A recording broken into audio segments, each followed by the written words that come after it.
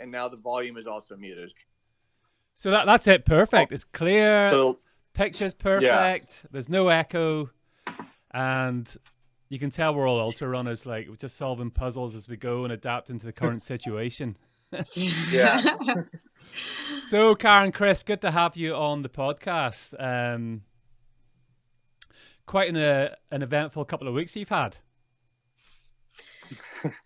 yeah, Yes, it is. And thank you. This is the first podcast either of us have ever been on. Winner. yeah. It's a little weird that anyone wants to hear what I have to say.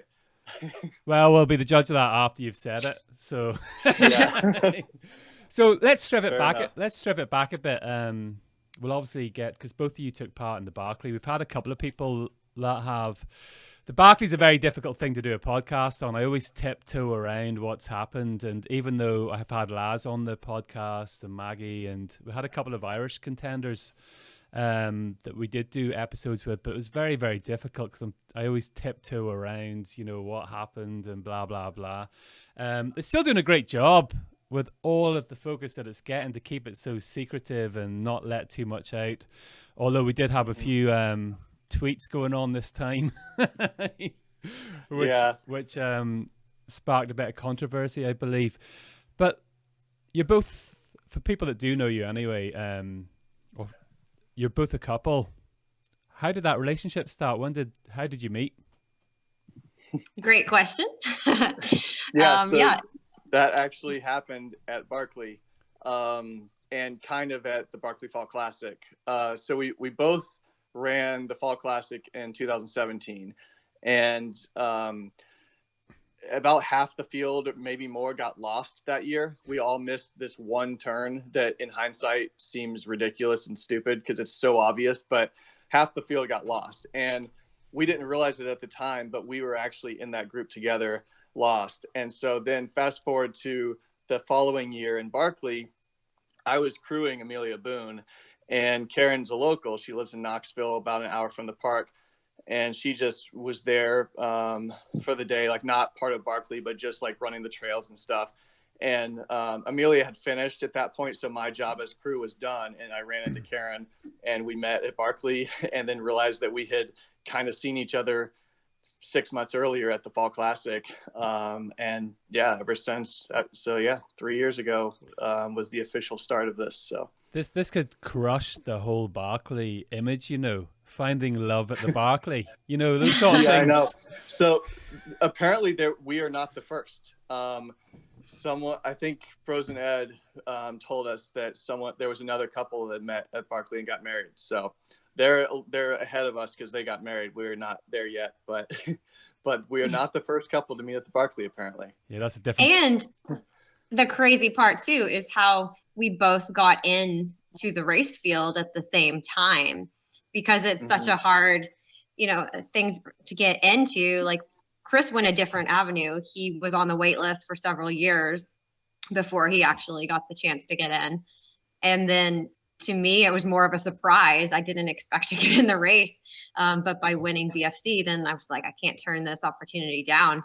So then I got in actually first. And then Chris got into the race field officially for 2021 shortly after me. Yeah, only a couple days later. It was all around the same time, but there were a couple days was like, oh no, she's in and I'm not, and it was pretty devastating. But I was excited to crew her. I mean, if I couldn't run it, I was ready to do everything I could to set her up for success. Because like, what a buzz of a place to be around, no matter whether you're doing the race or not.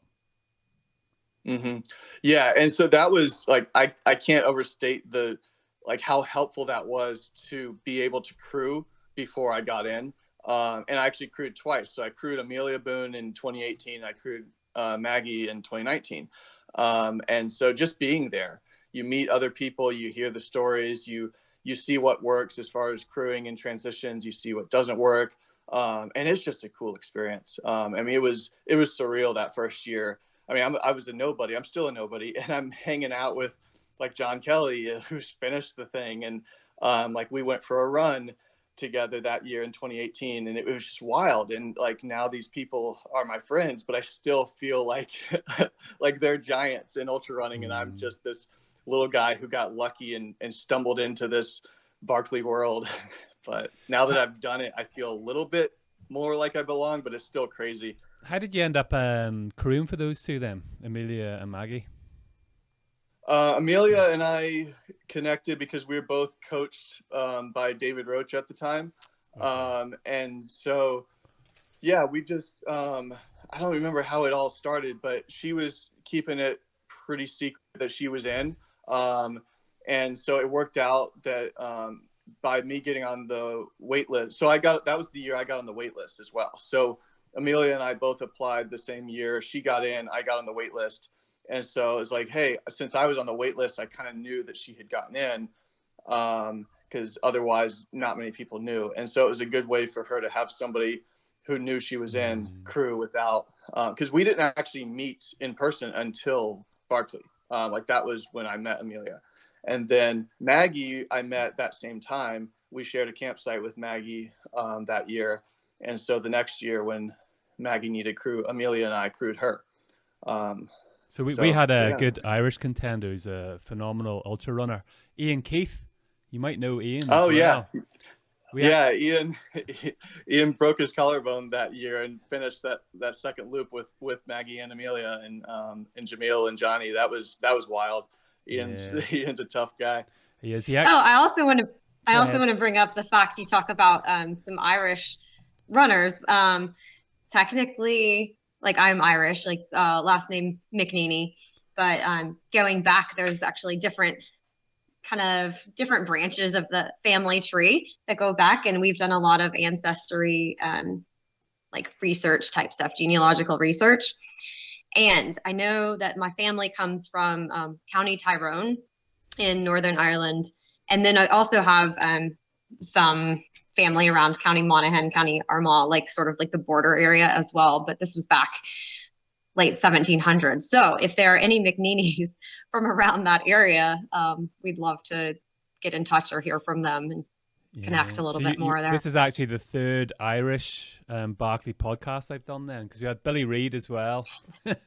We actually did a podcast with Ian Keith. Ian actually went on to win UTMB Oman there, I think last year, the year before.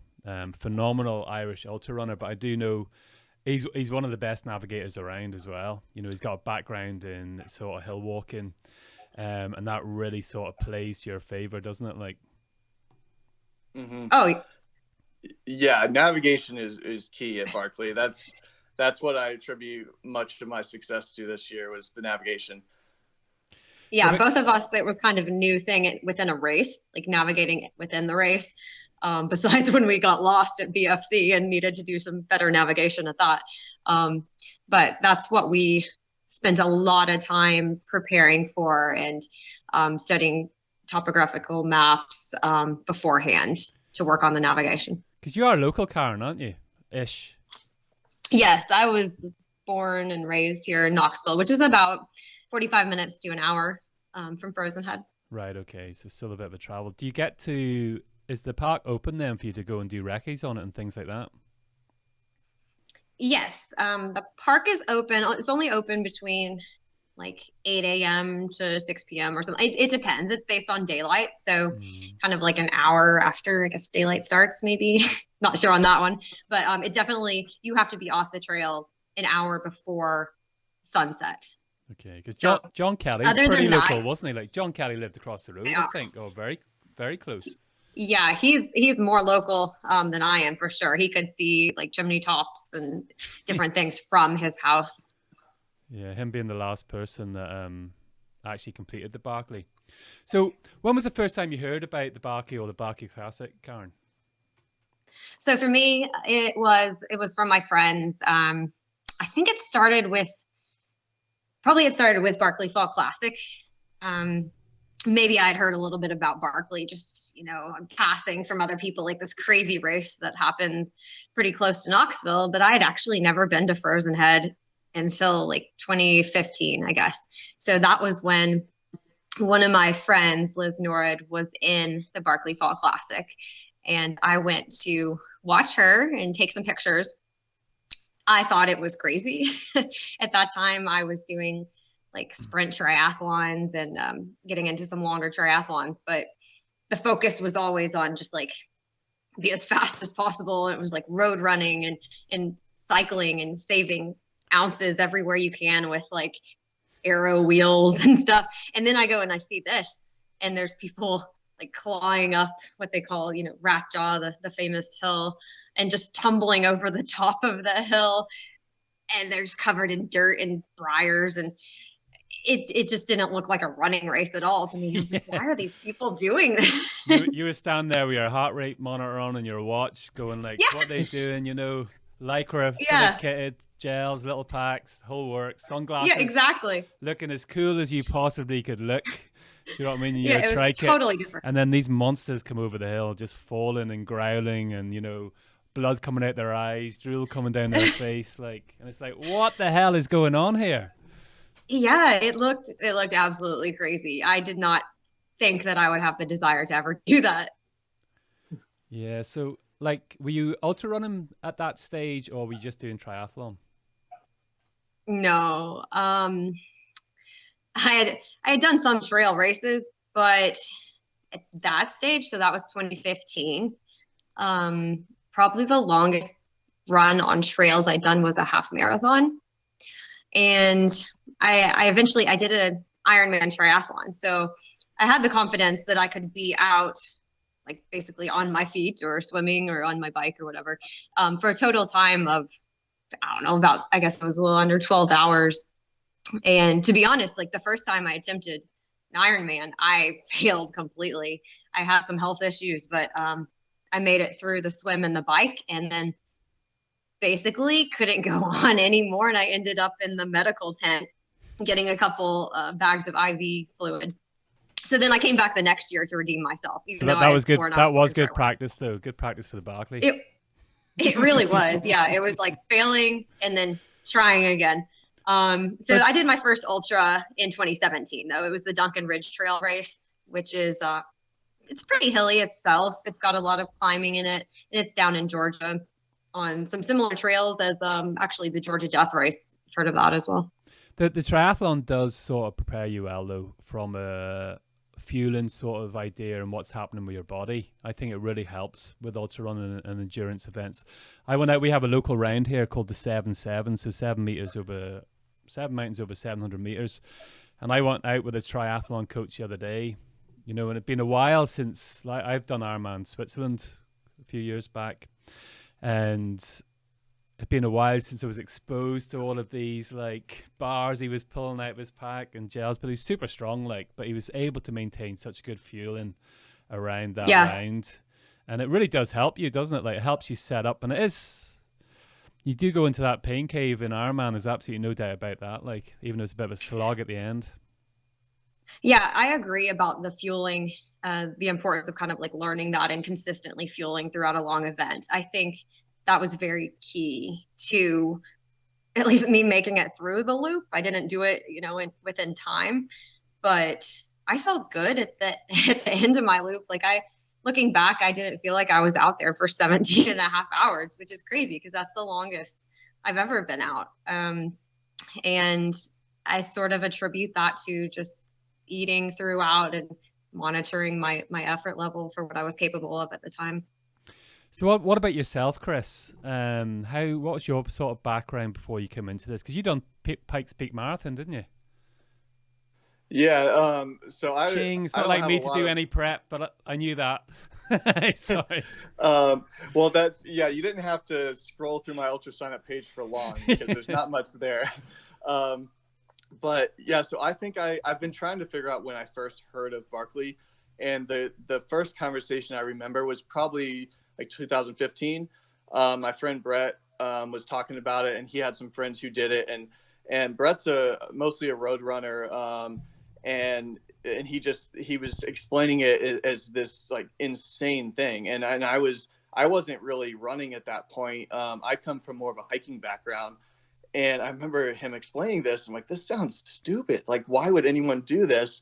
It's so contrived and pointless, and you don't enjoy it. But I remember going home later and trying to remember the name of this race he had told me about because it stuck in my head. And I eventually found it, and I found Matt Mahoney's website, which is the best resource for old race reports and stuff. and I still didn't want to do it, but it just kind of stuck with me. And then somehow I ended up signing up to run BFC in 2017. I know my friend Patrick ran it in 2016 and was telling me about it. And so I think he kind of was a bad influence on me and made me sign up for 2017. And so I drove up to the park I lived in Florida at the time. So it was about an 8-hour drive up to Frozen Head. And I drove up there and ran some of the trails, and it was cool, but I was like, man, everything looks the same. Like how do people navigate this place in the dark, off trail, in horrible weather? Like everything looked the same. I had come from more of like climbing mountains and hiking and getting the beautiful views. And I was like, I don't know how people do this. Like Barkley has to be a joke, right? And yeah, you were actually used to doing a lot of stuff above tree line. And so that kind of screws with you, because like here, there's trees everywhere, like so many trees and bushes that just, make everything look the same. Yeah. So it's totally opposite of the type of thing I normally like. I like getting up high in the mountains in Colorado above tree line on our 14,000 foot peaks. We call them 14ers, and or anywhere like Yosemite National Park is my favorite place in the world. So like Frozen Head is not scenic compared to those places. I love Frozen Head. I'm not bashing Frozen Head, but it's not, you don't do Barkley for the scenery. You do Barkley for the challenge and to find out something about yourself. And I love it. I love Frozen Head. I love running there, but it was weird how it stuck with me, because when I first heard of it, I was like, this is nothing. It's not interesting at all, but it got in my head, and I had this itch that I had to scratch, and I had to go do it. And so when I signed up to run BFC in 2017, that was actually going to be my first ultra. And then it turned out my friend Patrick, who I mentioned, who had done BFC, he was putting on a 50K in where I lived at the time, a couple weeks, like October 2016. And he convinced me to run it basically the week of. And I had never run farther than 16 miles at that point. And that 16-mile run had happened like a couple weeks before with Patrick on the race course, just trying to, like, he was giving me a tour of it. So I was not really a runner. I was more of a long distance hiker. But I did it. I did the 50K. It was a disaster, but I finished. And then I ran one more 50K the following year. And then I did BFC as my third 50K. All right. Okay. So give me a bit of a description on BFC. So Karen, if you give me a bit of a description on what it's about for people that don't know, the distance, the course, because you have a decision point, don't you? Whether you finish the marathon or go ahead and do the ultra. So just give me a bit of description about the race course. Okay, so with Barkley Fall Classic, the majority of it is on park trails. And in my opinion, the park trails aren't super technical. Some people might think like, oh, it's really, really technical. I mean, there's rocks and things, but for this area, I guess, like the mountains out here, that's not really the hard part. There's a lot of ups and downs on these park trails, but the big part that really stands out about BFC is that you get a taste of some of the off-trail sections that have been in the big Barkley. So this past year, we actually got to do Rat Jaw twice, which is, I don't know what the stats are exactly on that.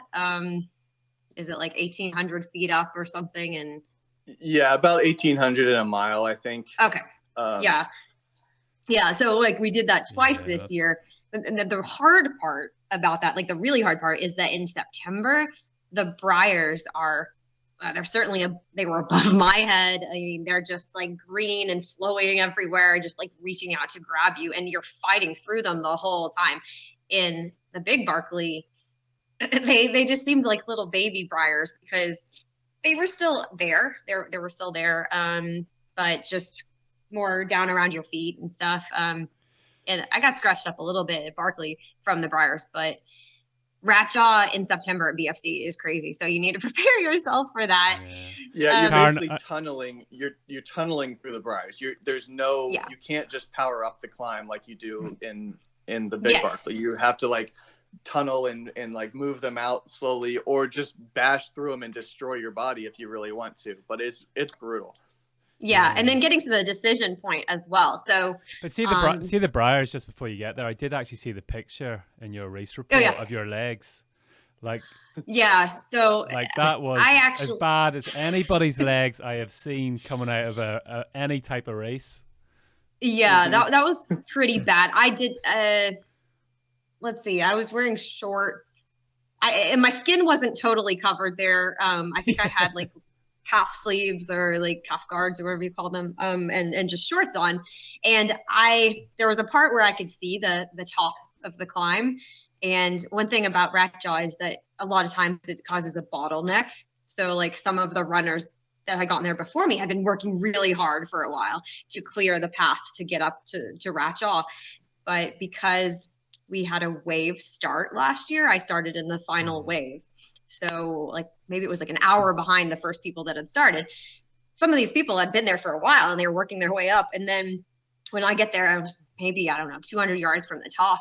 And I see this line of people kind of waiting. And I'm like, I gotta go. So I just kind of made a decision at the moment to start plowing and like powering through the briars just head on and split off from the main line that was going up there. And I got really cut up then. But then shortly after some other people saw me doing that, they joined in and helped me sort of fight the briars to finish our way up to the top there. And then, so continuing on, we did rat jaw one more time after that initial climb. So how did that feel when coming back around a second time? Was it like, oh, here we go again? Yeah. Surprisingly, it was better, I guess, because there had been a full path cleared all the way up to the top. Mentally, it was kind of intimidating knowing that we had to do it again. But in a way, too, it was also like, this is the final big climb. And then after that, it was just park trails on the way back to the finish. So I was excited, like starting to like feel the end was in sight. And then, so right after the second climb of rat jaw, then we got to that decision point you were talking about. And so that's where you can decide to, finish the marathon, do the marathon finish, and it's only a couple miles back to the finish. Or, I mean, I think the difference. Oh, well, what was it, Chris? Like 3 miles versus 6 miles? I had two friends. Wasn't the sorry. I've made a mistake here. Let's clarify this. The decision point was after first rat jaw. The first rat jaw. Yeah, you had to choose to do rat jaw second. There we go. That totally makes sense. My memory is it wasn't. Yeah, okay. It was either like 3 or 4 easy miles back to the finish for the marathon, or descend and do rat jaw again, and then 7 more miles after that. Okay. So even after rat jaw, there was more miles on park trails than the marathon was. So it was a pretty big commitment to go out there again if you were going for the 50K. Yeah, I'll tell you how big of a commitment it is. I had 2 friends from Ireland actually doing it. One is virtually my neighbour here as well. Both of them DNF'd. So they went for the 50K. They'd been the previous year and had done the marathon. One of them had anyway. We'd done a great podcast. He never even told me he was going, and he lives like half a mile up the road from me. Like I was ripping. He came back and we did an interview, and I was like, I just want to kill you. But so we went back 2019. It would have been now, and the 2 of them came to the decision point. I think one of them may or may not have had head torch. So Laz was like, he was sort of holding them back. They went on anyway, and they DNF'd, the 2 of them. Okay, yeah, that's the risk you take. Yeah, so I didn't hear much of their story when they came back anyway. It was just like, did you not do the BFC last month? Yeah, sort of did, like, but but we've got quite a gathering going over this year, like, so it is quite a challenge. Only you'll know yourself whether or not. There's no real worry about getting lost, though, is there? After that, I mean, so considering we got lost the first time, so yeah, I guess we got lost with a whole bunch of people that year, and it's not necessarily lost. We just got off course and couldn't figure out where the course was supposed to go. Yeah, that sounds like lost. That sounds like lost. And then I actually did do the same. In a different spot, I got lost the following year. So I guess if I did, the first year was 2017, 2018, I did it. And I got lost again. So that's why I was really wanting to redeem myself 2020 when I finally got back. And I just wanted to make sure I did the course correctly, didn't get lost, and made it to the finish and didn't bonk. That was my main goal. And how did you get lost? How did that happen? Like what put you off? Like one issue in ultra races is following people. You know, I'm a disaster for that because I'm never out at front. So I'm always like when I'm at the race briefing, I'm never really that focused because I'm like, yeah, I'm just gonna follow people. Like if I ever find myself in front, like everybody's in trouble. Exactly. That's what happened to me. I get lazy sometimes, and I'm like, okay, well, there's people in front of me. Like they probably know what they're doing, and I just follow them. Like that's all you have to do. But that's what happened both times. That's what's happened to me at other races too, where I've gotten off course and lost, like even just like local trail races, which is embarrassing. So yeah, so that going into Barkley, I was like, I cannot just follow people blindly. I need to prepare myself to actually follow the course and look for these course markings and markers and the instructions that he gave us beforehand. So you actually got into the Barkley because you won the 2020 BFC. 20, yes. It's hard to keep up with the years because COVID sort of shook us and threw the whole thing about. Like, So how was that at the very end then? Did you know? Because the lady that comes second, she's only a few minutes behind you, wasn't she? And when you had wave starts as well, did you actually know what was going on?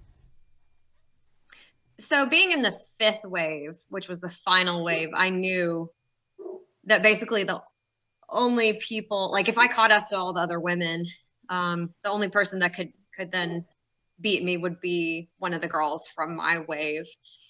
And at that point, after I had made it through both rat jaws and I was heading back, I was in front of the other girls in my wave. The last time I had seen one of them was a couple hours earlier on the course. So I wasn't exactly sure where they were. And then I caught up to a girl, I think she was in the wave just ahead of mine. I caught up to her right around where I saw Laz at the decision point.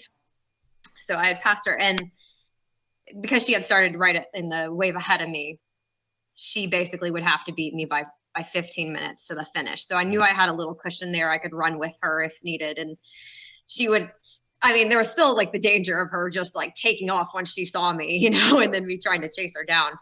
So I didn't know what would happen with that. But I was a little nervous that Christiana Roglowski, I'm not sure I said her name right. She was the one that I had seen most recently that was in my wave. And I was kind of nervous that she was going to catch me. She was a very good downhiller. I had seen her earlier in the race running downhill, and she had passed me at one point on a descent. So that was in the back of my mind. Because there's a big descent. Weird part, there's a big descent finish, like, isn't there? Quite a few miles. Yeah. There's a pretty big descent from the chimney tops area down to the finish. And so the weird part about the finish for me though was those last 7 miles. There was no one. I didn't see a single person in front of me or behind me. I didn't hear anyone. And so I also started thinking, am I lost again? Did I go off course? Like here I got myself like a first woman at that point, and I was like, maybe I went off course somehow. And like these are familiar trails to me, but I definitely could have gone the wrong way. So I was thinking that the whole time, and I was just like, don't mess up, don't sprain your ankle, don't run down some other wrong trail, just get to the finish and then see how everything's played out at that point. Once I got to the road, there's a final stretch of road, maybe a mile or less. I went as hard as I could, just kind of used the last of my energy to finish hard. Got to the finish, and I was like, I guess I did this. It's like 2 minutes later, Christiana comes through, and I guess she goes by Chris also. So Chris came through, and I was like, oh my gosh, that was way closer than I thought it was going to be. I did not know she was so close. And I heard reports afterwards that she was running really, really strongly in that last section. She flew past me. Yeah, let the record state that Karen beat me in BFC, and Christiana also beat me. She flew past me in those final few miles. So yeah, I'm not surprised that she was only a couple minutes behind, because she also ran a 100-miler the week before. Yeah, let's throw that out there. give her credit for that. Yeah, she's gonna turn some heads in the future. Definitely. Yeah, she's got a lot of racing ahead of her. So how was Karen then, Chris? You know, when you met her after you finished, like how long behind Karen were you? You mean yeah. So I actually don't remember. Maybe 15 minutes. Yeah, you might have been 15 minutes behind me. Ooh. Yeah. So I have a bad habit of throwing up in races. I may have finally figured that out, because it hasn't happened since BFC. And I spent a lot of time on that the few months following BFC, so that I could have it dialed before Barkley, which I didn't know at the time I'd be in, but I was hoping I would be. And so I haven't had any issues with that lately, but in BFC I did. And that's when Karen passed me on the second Ratjaw.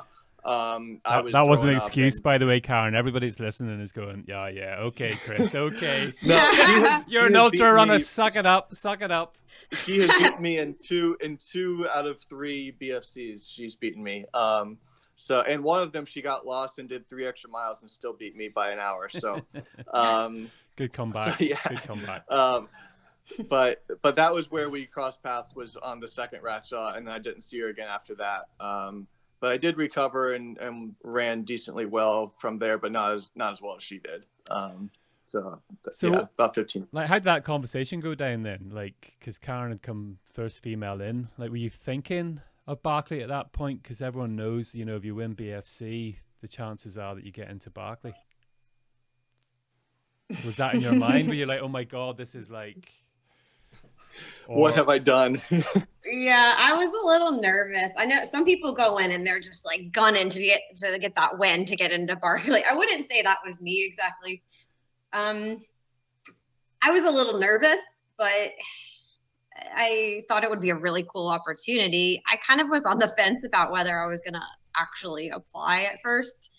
I mean, you do kind of get guaranteed entry with the win, but you still have to apply and you still have to do it at the right time and all that kind of stuff. But then like I thought about it for a while. I was like, I can't pass up this opportunity. Like I got to do it. Chris was the one that's always really wanted to do Barkley. It's more his style of thing. So I just looked at it as a new challenge to see how I could do, and decided I'd go for it and just prepare as hard as I could. The press over the last 12 months around the Barkley, you know, even the last couple of years, really, it's just building and building and building, isn't it? Like everybody's grabbing hold of it. Everybody wants a bit of it. Yeah. And I don't know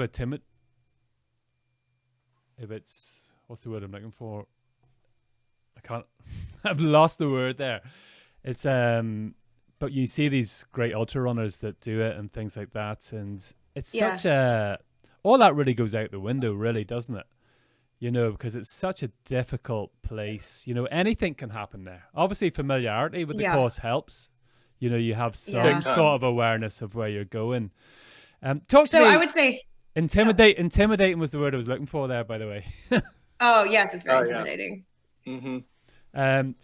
Tell me about the moment then that you received notification that you'd actually got in. So I actually saw it first. Yeah, I didn't know. Like I had heard one of our friends had gotten notification that he was in, and I was like, oh, that's really cool. I was like, I guess I didn't get it. And I was like, well, you know, there's next year or something. Like that'll give me more time to prepare. But then I checked my email several hours later. I'm really bad at checking my email. So I checked my email, and I actually had the letter of condolences in my email inbox. So I had gotten it early that morning and didn't know. Yeah, I was a little nervous. But I guess mentally by that point when I got it, I was kind of preparing myself for it. So I actually saw it when I was in the bathroom, and I yelled to Chris. I was like, I got in. And I was kind of scared. It was like, it was becoming more real. And like you said, like intimidation is a big factor.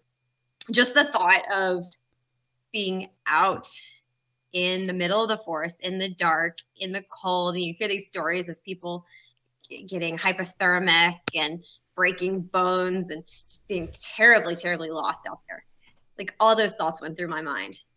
And that's kind of why I really focused on just preparing for that, like making sure I had multiple layers, making sure I knew how to get back to camp if I just got terribly lost somewhere like north of camp. Like, okay, I've got a compass, just go south. Or, you know, just if I was east or west or whatever, just hopefully I could figure out how to get back. And that gave me a little security, kind of knowing that, like a little reassurance, knowing that in the worst of cases, I should be able to get back and I should be able to keep myself warm and alive. Not the normal things you worry about for a race. Yeah, exactly. Like, because it can be quite dangerous, can't it? We had, so we talked about Ian Keith there, you know, when I podcast him and he was out and it was thunder and lightning and it was in the middle of the dark. And I was like, geez, you couldn't write this shit. Like, and then we had a good friend of mine, Billy Reed, who we had on the podcast as well. He was with Nikki Spinks.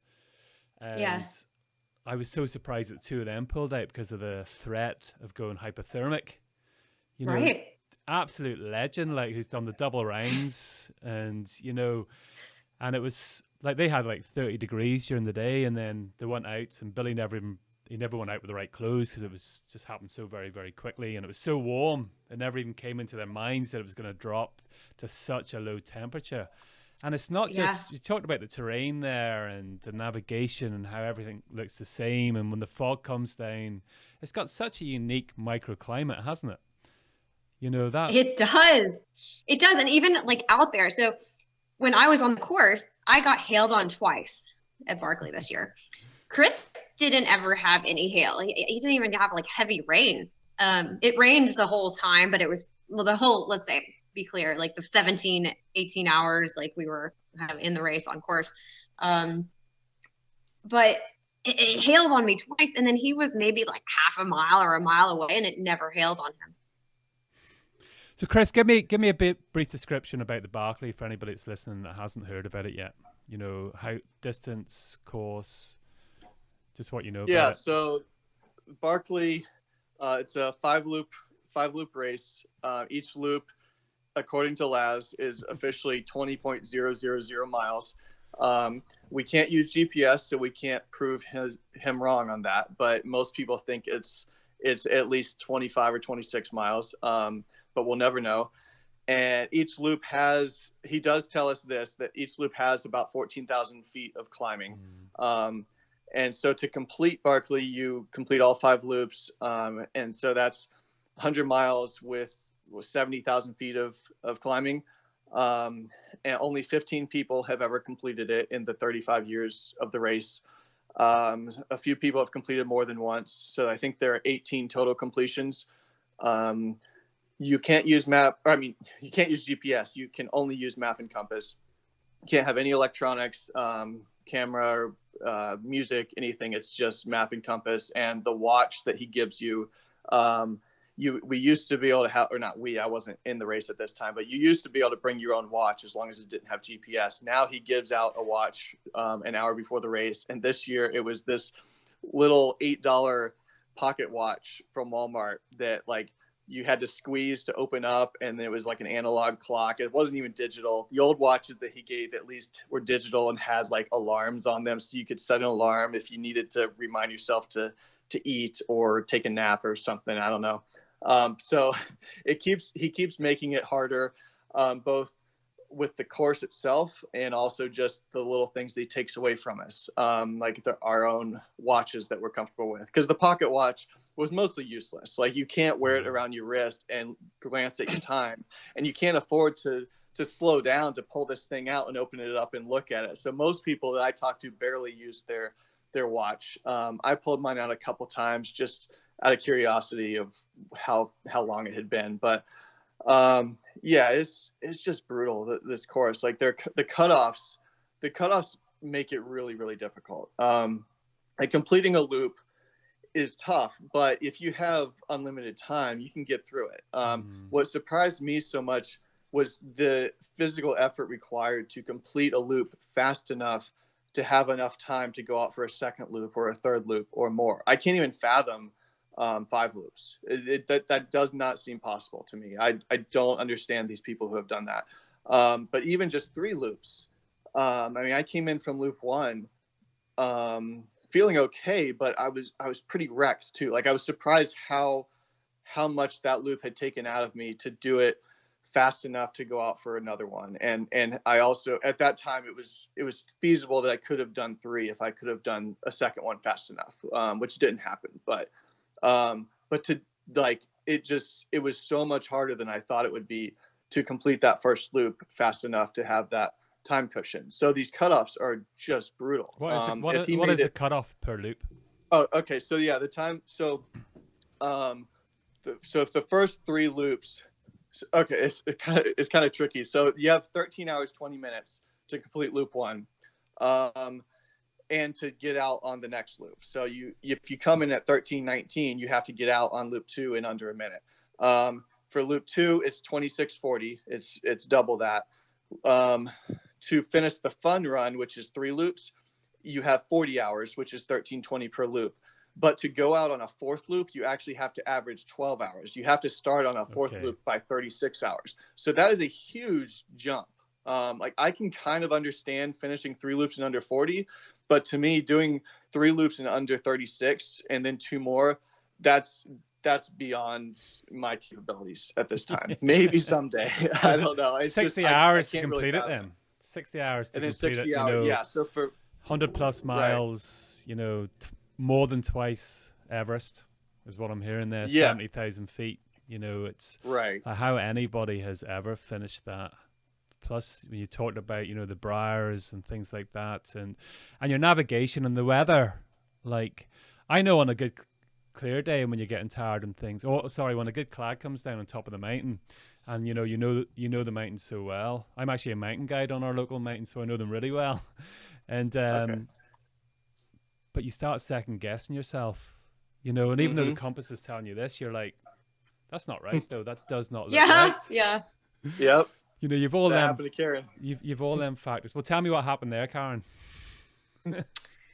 Yeah, so I got derailed at one book. I was with a couple other guys, and it was their first time as well. So they call us virgins in the race. You got the veterans that have been there before, and the virgins, it's their first time.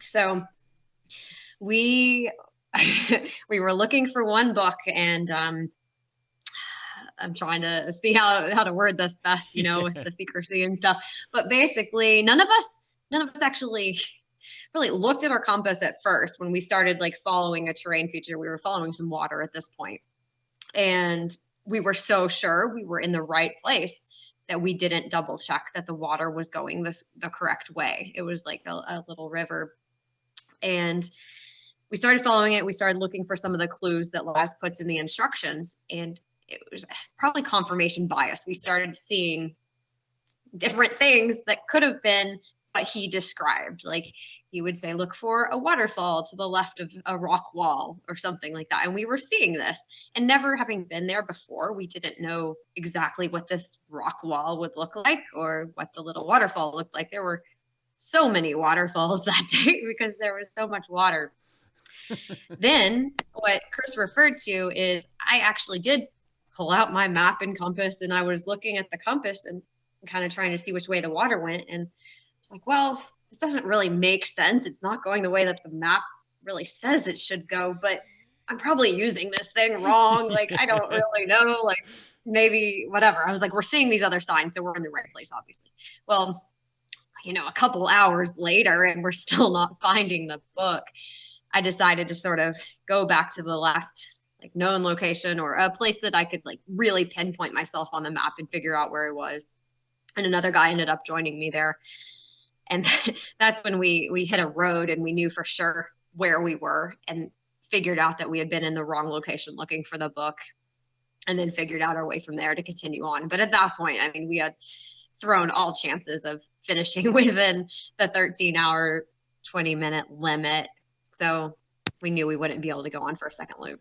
Yeah. So talk to me about that then, because some people may not know about the books and what you have to do. So what is the actual strategy or the format?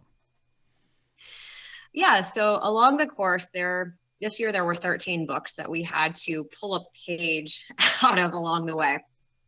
And it's basically just to give evidence that we've done the course kind of correctly. We've been to all the spots along the course. And for me, I was number 1, the human sacrifice. So that was really easy in finding my page. It was always one of the first pages. Yeah, well, that was pretty fast and efficient. So tell me about that moment then of getting your number, because it's quite famous. Okay, yeah, going back to that. I remember Amelia Boom, when I podcast Maggie, Amelia thought she was going to be number 1. You know, she was like, oh no. Like there's this fear. Yeah, she did. and it's a great, oh my gosh, it's a great thing because everybody, and actually my mate that was on it as well, he was like, he had arrived and he's like, geez, I don't know if I should be here or not. You know, he's come all the way from Ireland and he's like, I guarantee I'm number 1. Like, you know, I don't feel that I'm right placed here. I have to be number 1. So number 1 is somebody that Laz brings along that he thinks has no chance. Not that anybody finishes it. Like, it's a bit of a joke, really, because nobody bloody finishes it. You know, John Kelly was the last person, 15 finishes altogether. But the number 1 is the human sacrifice. You've got to love it. Like, you have to love it. So tell me about that moment about getting your number. So actually, one of our friends had checked in slightly before us. And we got a message from him that I was number 1. And we were at a store picking up some last minute things on the way to camp. And I saw that and I like my heart just sank. And I was like, oh my gosh, like I was actually feeling pretty confident in the familiarity of the park and confident that I would be able to get myself around, because a lot of people come here and, you know, they've never even been to the park before. And I know those mountains pretty well. But then seeing that Laz was giving me number 1, I was like, oh my gosh, like I immediately doubted everything. And I had a little mini like panic attack kind of thing. And I was like, oh my gosh. And I was just feeling really, really nervous. And it just threw my confidence totally. It messes with your mind. But at the same time, like I was going in, I had never done a 50 miler. I'd never done anything longer than a 50K. So to be fair, like I probably was the least experienced out of most people. I don't know everyone's background exactly, but most people don't get into Barkley with just a 50K. Yeah, I've only done a couple of 50Ks actually. Like, so I probably did deserve it. And Laz said, well, you came first. You came first in BFC, you know, so yeah. So I did earn my way. Like, okay, yeah. So I did earn my way there. But Laz has said, the person that he thinks has no business being out there, basically. So I came to embrace it. As we got to camp, I picked it up. Like Laz, I've got a picture of Laz handing me the bib, and like his facial expression is priceless. Like he's so excited to see like my reaction when I get it. And I'm just like, okay, well, at that point, I kind of decided like I'm gonna embrace this, accept this challenge. And it was pretty cool because now the bar's been set really low for me. Like at that moment, it's like he expects me to be the first person back to camp.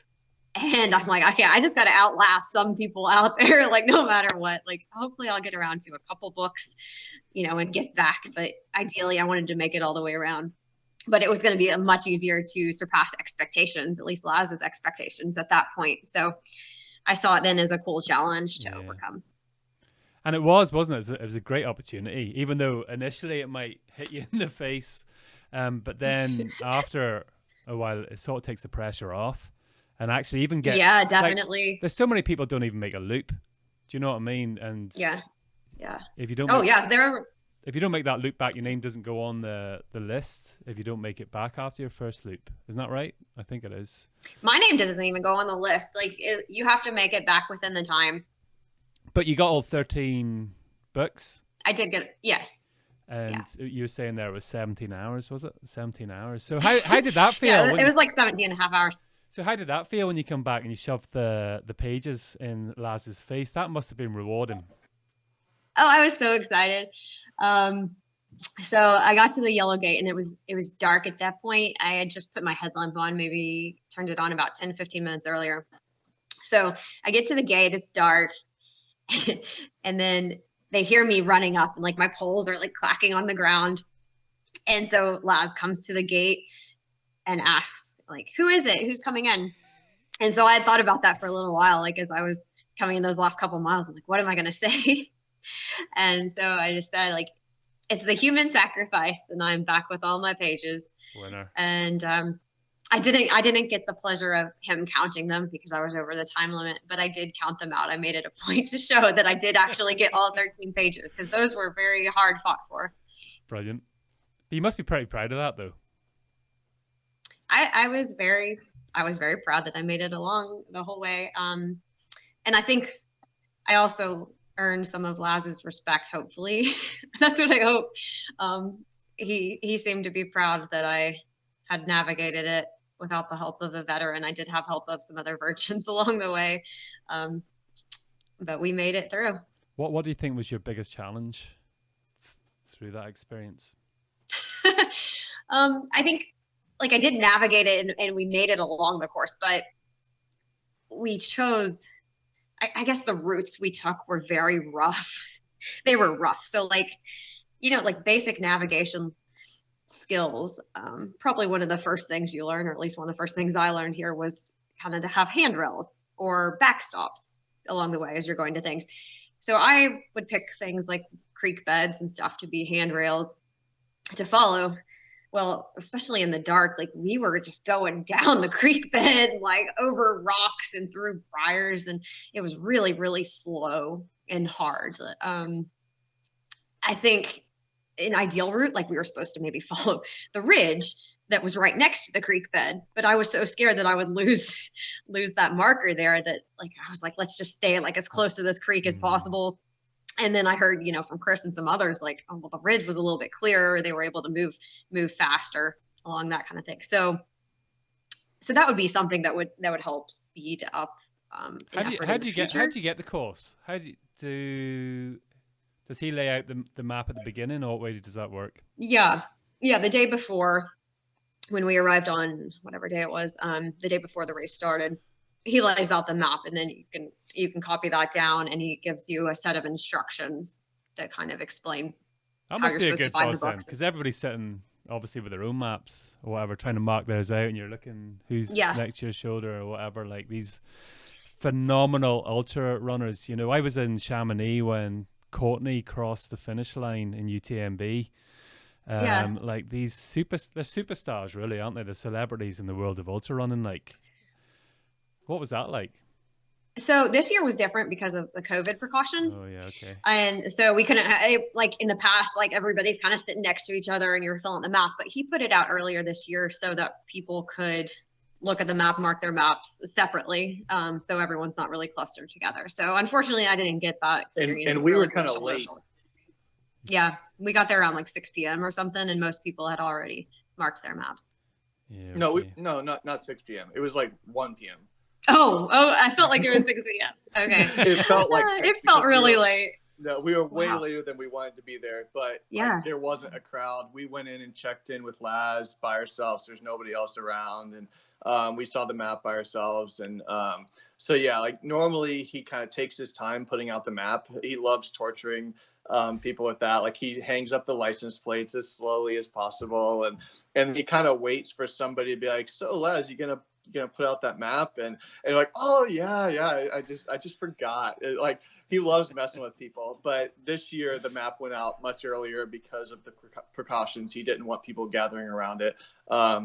So yeah, it was still, like you mentioned, the big names and stuff. Like I went over to say hi to Maggie, and Maggie and Courtney were sharing a campsite. And so I got to meet Courtney for the first time. And then Jared Campbell was there talking to them. And I met him briefly in 2019, but it was just like, man, like I'm talking to these people that I'm going to be racing with tomorrow. And I'm just so in over my head. How did I even get to this race? I still don't even understand what Laz saw in me originally to put me on the wait list.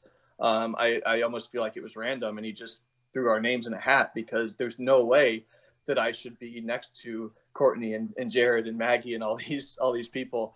So yeah, I did have a little bit of that when I went over to say hi to Maggie. and I'm in between Courtney and Jared while talking to Maggie. So that was, yeah, it's intimidating. Even with all the preparation we had done, and even having been there crewing twice and seeing what camp was like and how nice everybody was, I was still very intimidated going. You mentioned the license plates there. So for people that don't know, you have to bring a car license plate from wherever you're from. Yes. Did you have anything specific on your license plate? So mine was my plate. So I'm from Florida originally, and I went to the University of Florida, and in Knoxville, an hour from Frozen Head, is the University of Tennessee, and we're big rivals in football or in everything, but football's the big one. And there have been a lot of people who have American football. Okay. What's that? American football. Oh yeah, sorry, American football. I don't spot Chelsea, by the way. These are my son's curtains. If anybody sees these curtains behind me. Yeah. So like we're big rivals in our college, and I was a huge like supporter of my school. I went to all the games and stuff. And so while there were a lot of license plates from my home state, there were no Florida Gators, like the University of Florida license plates in camp. I had noticed that when I was there crewing in previous years. So I made sure to bring him a Gators plate just so that all these Tennessee people can see that forever in future years and have this Florida Gators plate hanging in camp. So that was, and it was my actual plate that I had on my car in Florida too. I now live in Colorado. So this plate was no longer used, but I saved it for 4 years since I moved from Florida so that I could give it to Laz someday. I'm sure he laughed, but like such a big sport and personality as well, isn't he? Like it's not just ultra running. Right. Yeah. He laughed a little bit when I gave him that. He understood. I don't know that he's a huge fan of the University of Tennessee or anything, but he had a little chuckle that I had brought that. So a lot of the ultra races that we do now can be extremely expensive. How much was it to enter the Barkley? So okay, I'm sure you've heard it's like $1.60 or whatever. So it's very, very cheap to technically enter.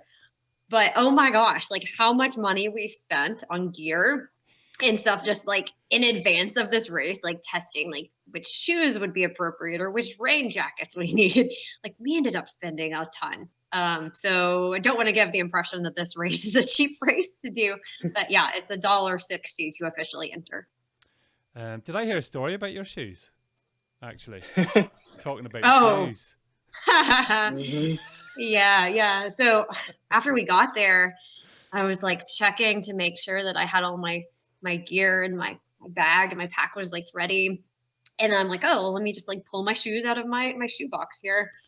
And I had to like, oh my gosh, I'd spent so much time trying to narrow down which my ideal shoes would be, like number one shoe choice for the race.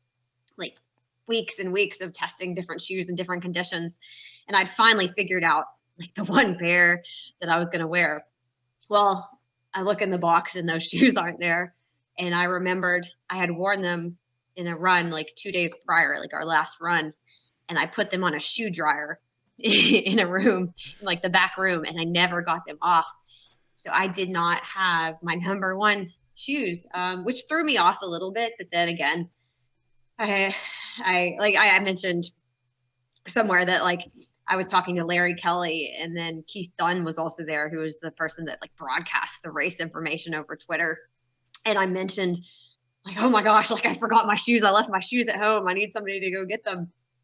And I was just so glad that Keith didn't tweet out to the world, like the human sacrifice is here and has forgotten her shoes or didn't bring her shoes. I was like, that would be the worst thing ever. I mean, I had backup shoes, so it happens to loads of people, by the way. Good. It does happen to loads of people. That's good. So, Chris, what was your experience like through the race? How did it go for you? It was surreal. Like I went in, so Karen and I both approached it the same way, that like everyone always says, you have to stick with a veteran or you have no chance. And I just refused to believe that. And it wasn't arrogance. It was more just like, I didn't know any other way to approach a race other than preparing to run the race myself, because that's just what I do. I almost always end up by myself racing, and and even outside of racing, like if I'm going to go climb a mountain, I'm going to research it to death. I'm going to study the maps. I'm going to memorize the route and the mileage and the vertical gain. I'm going to check the weather. I'm going to bring all the gear that I think I need. And I'm going to show up prepared to do that myself the best way that I can. And so that's what I did with Barkley. And if I had ended up with a veteran like Jamil or Maggie or Jared, or anybody, I would have run with them if we were going at the same pace. But that never really happened. I was prepared from the beginning to run my own race and run alone. And I start up the first climb. I was in a little group, actually a large group. I mean, most people were together in the first climb because it's all on trail. And I was behind Maggie and Courtney and in front of my friend Wes, who's also from Colorado. And then as soon as we went off trail, it was just madness. People went in every direction. It was dark. It was foggy. And I didn't see Luke and Jared that early in the race. So I thought that they were nailing everything and they were far ahead of us. But I got to book one. Only book one often has a big line, like everybody gets there at the same time and you lose a lot of time if you're near the back of that line. Well, I somehow got to book one just fourth in line. And at that point, I still figured that there were some people farther ahead, like Jared and Luke. And so I started the next descent and I did it pretty well. I got to the, you hit a trail at the bottom of that descent, and this descent is really steep. It's off trail. It's nasty, but you hit a trail at the end, and it's a trail that we've run many, many times. And so I just started going up the next climb, and at the, like almost the top of this climb, suddenly people come up behind me and it's Jared and Luke. And I'm like, wait a minute, was I just leading Barkley? I had been leading for this entire climb because I somehow like did the first descent so well, I guess. I don't know. So at that point, it's like, well, I'll hang with them for 2 seconds until I get dropped. And so that's basically what happened. So I can't climb like those guys. That's the other thing that makes it hard for me to run with other people, is that I'm a much stronger descender than a climber. And so that's probably how I got in front of them on the first descent. But then as soon as we started climbing, I couldn't hang with them. So I let them go. But then I caught up to them on the next descent. And so I ran with them a little bit on that descent, and we found the next book together. And that's kind of how a good bit of loop one went, was I might catch up to them or even pass them on a descent, and we might find a book together. I think we found 3 books together. And so I got to chat with them a little bit, but it was just in those brief moments, because as soon as we started climbing again, I'm like, all right, have fun, guys. I'm not going to push to stay with you because I'm going to blow up immediately if I do that. So that's something I really want to work on for the future. How much vert did you put in, like, say, per week coming up to? It's 14,500 feet per loop. Like, that's a lot. Like, yeah. So my training was interesting because I kind of ignored Barkley for most of the training leading up to it, because I didn't want to fall in the trap of just trying to cram everything into it and then get injured or something. So I just focused on, like, Barkley was always in the back of my mind, but I mainly just focused on doing the things I love to do, which is climbing peaks and playing in the mountains. And luckily that comes with a lot of time on feet and a lot of vertical gain.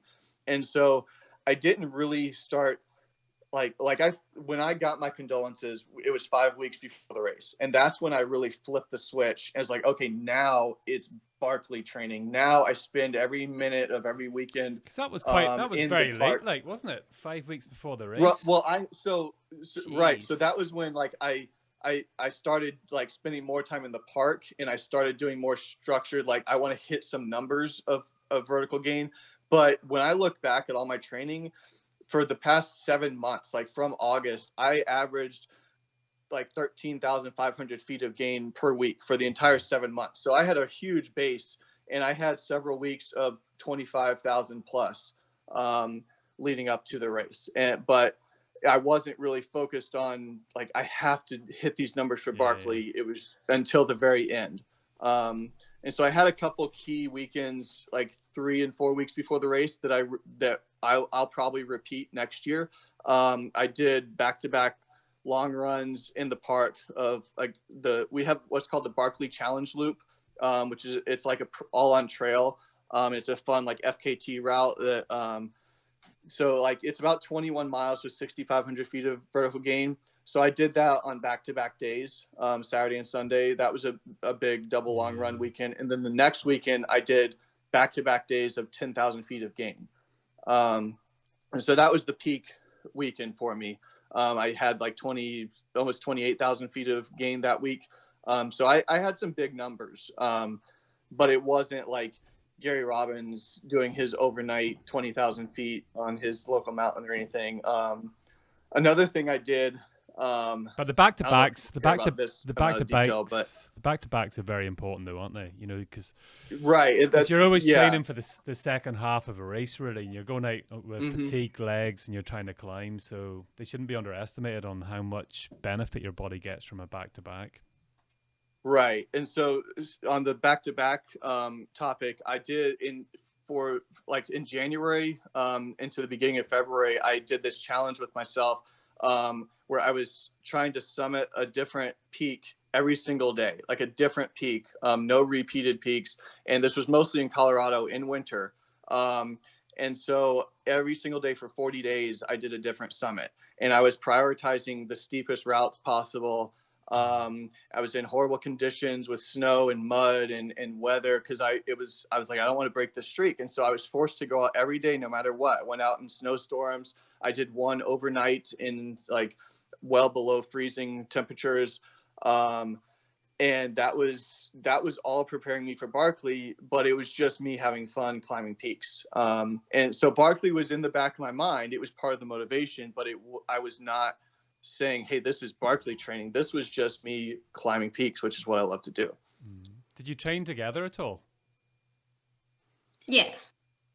Yes, in short. Quite a bit, we didn't do the exact same thing, though. I have a coach who gave me a little bit more structured training, and it differed in the beginning. I was doing some more speed work and less just like peak climbing and stuff, maybe 6 months out from the race.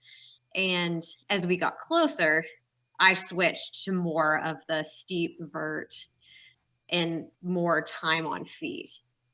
So some of the risky, isn't it? It's risky on your legs. You know, it's like your quads can get very fatigued, and I actually have a bit of a muscle keeps going in spasm on me every time I hit 7,000 or 8,000 feet. And I know it's fatigue just coming in the quads, which I'm working on at the minute. But when you're doing 14,500 feet, it's all about that strength in the legs, isn't it? You know, so many different things can go wrong here. And if it can go wrong, it generally does. Yeah. So when our training kind of overlapped, like we would do stuff together, but I definitely did not do as much mileage or as much vert as Chris did. Yeah. And like when I was doing that peak streak, I would try to pick something that either we could do it together or we could start together on a trail, and then I would branch off and go hit the peak, and then we'd meet up afterwards. Or when I was doing my my repeats to get 10,000 feet like close to the race, she did part of it with me, and then she went and got some food, and she came back and it was my aid station and brought me some Gatorade and stuff. So like we love training together. We try to do everything together, but sometimes it doesn't make sense, and so we'll like I was gonna say, like so we differ in like our paces and stuff a lot too. So a lot of people ask, like, are you guys gonna run together? Or they assumed we would do Barkley together. No way at all. That's not gonna happen. Like. So yeah, we'd probably be arguing about stuff and all that. I mean, we normally we get along. Barkley was the beginning of our relationship. We didn't want it to also be the end of our relationship. So we decided immediately we were not doing it together. It would frustrate both of us. We just wanted to do our own thing. And if we ended up together, which was possible, it's happened in other races, that would have been fine. But it was never planned to be together. I done a peak with my wife the other day, and you know I'd be a lot stronger. I'm 6'1" as well, so I'm tall, so it's easier to ascend. And I was saying, like, was waiting for about 15 minutes at the top and saying, like, come on, like, you know. But she is such a fast descender, and it was a long descent, and she loved it. Like, she just left me behind, and she just went on, you know, as quick as she could. Awesome. Like, you know, and at the bottom, she's waiting for me for 15 minutes, and so it goes that way, all the way up and down. We're kind of the opposite. I wish, yeah. I have a hard time keeping up with Karen sometimes on climbs, but descents, that's my strength. And so, yeah, we're the opposite of you guys. But generally, we try to just stick together and we go each other's pace, unless we're trying to get a workout or something where we need to push this, or maybe we're going after a Strava segment or something. We might like agree to meet at the bottom. But usually the other person slows down, because there's no such thing as too slow.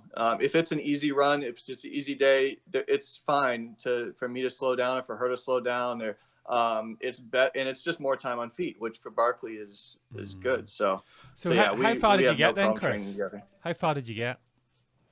So I completed loop 1 in like 10 hours, 40 something minutes. And then I went on loop 2 and I got 6 books before quitting. I had a hip issue. That was the biggest reason I quit.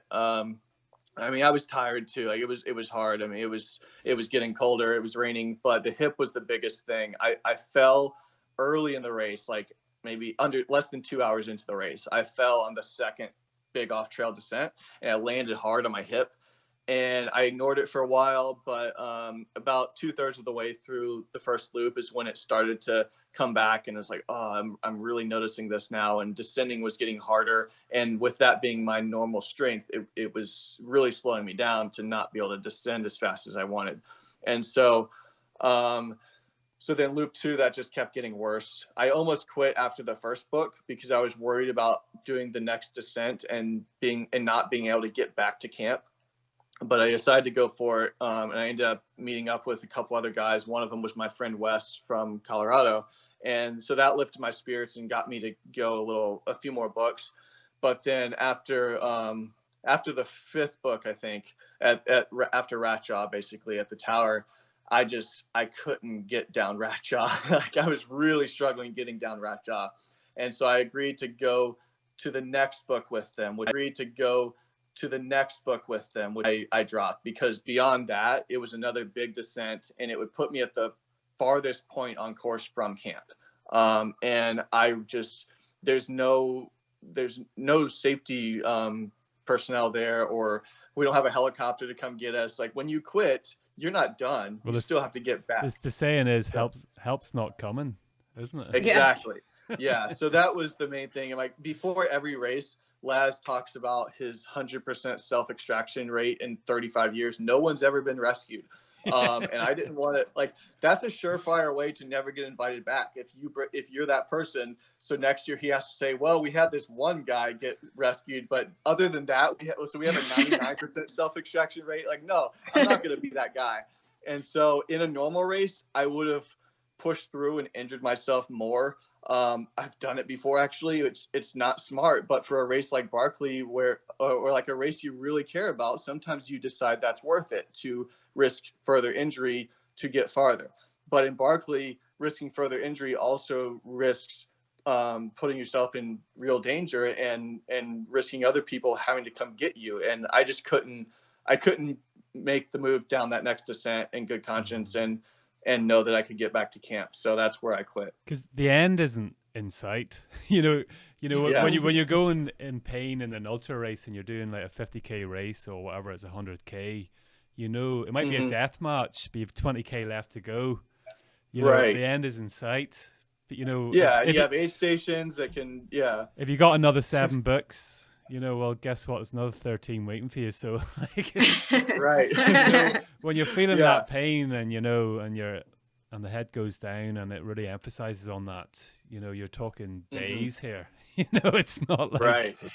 So Yeah. there is no let's push it through for the next 6 hours and we'll be okay. So how did it feel then? It must have been, even though it's disappointing in a roundabout way, I don't know if it depends how far you get. Like, I don't think I would have been disappointed with either your efforts. You know, if I'd done 17 hours and I got 13 books and I was getting tapped out, the whole experience of that I would reflect on being awesome. You know, I wouldn't be disappointed in that in any way or form.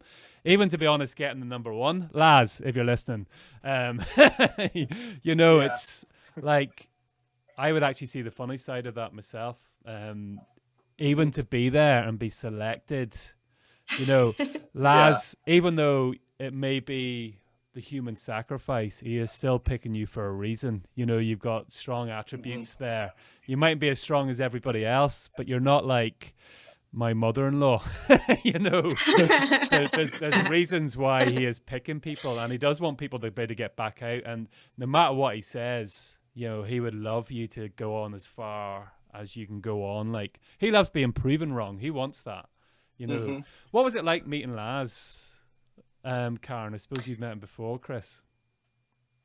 We both have met him before. Karen actually spent more time with him than I have, but we met him at the Fall Classic. I had met him at previous, but I will say that after I did not finish anything.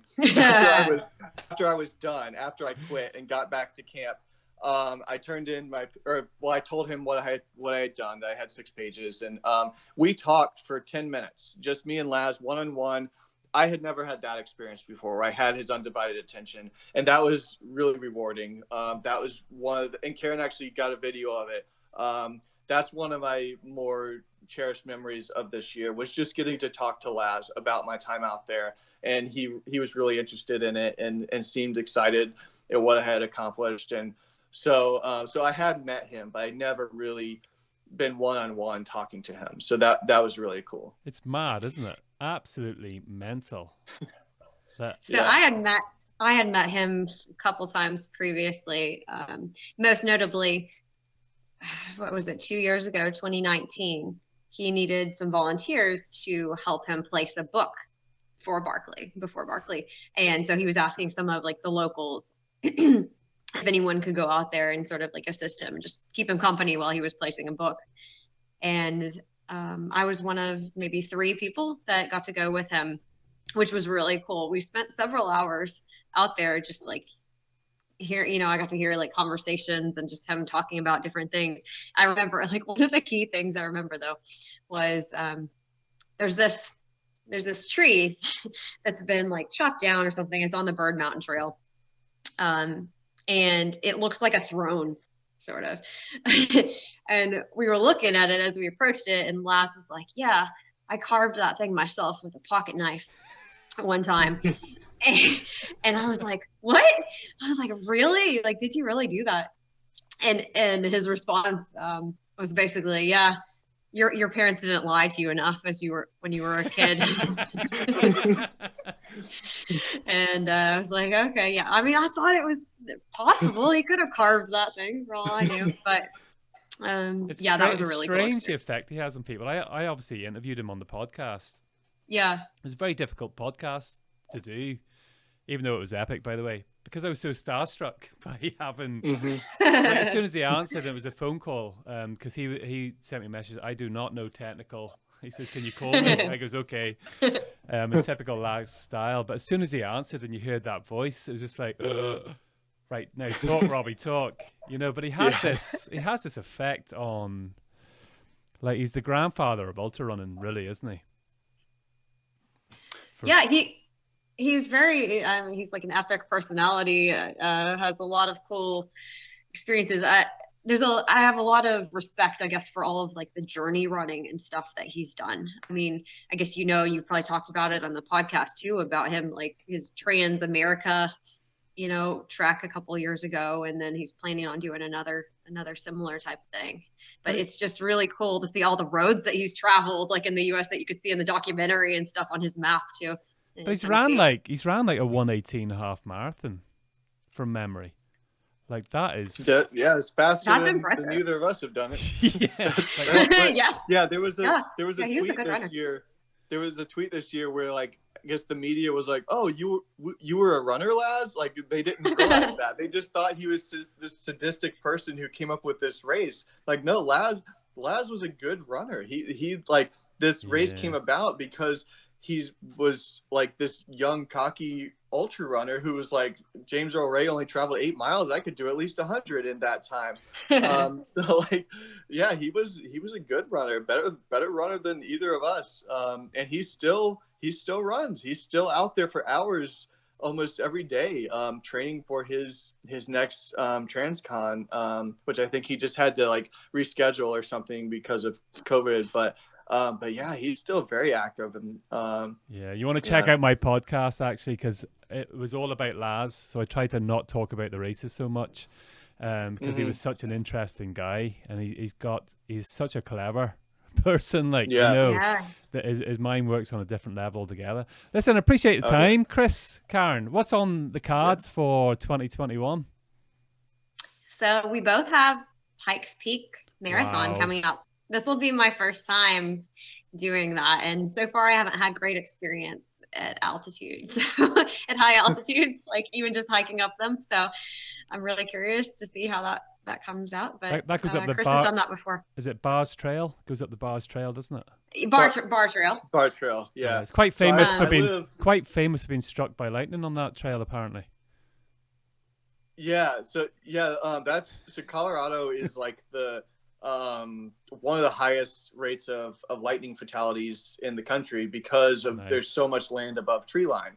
And so when you're above 12,000 feet or so, you are the highest thing in the area. So yeah, people have been struck by lightning on a lot of the mountains out there.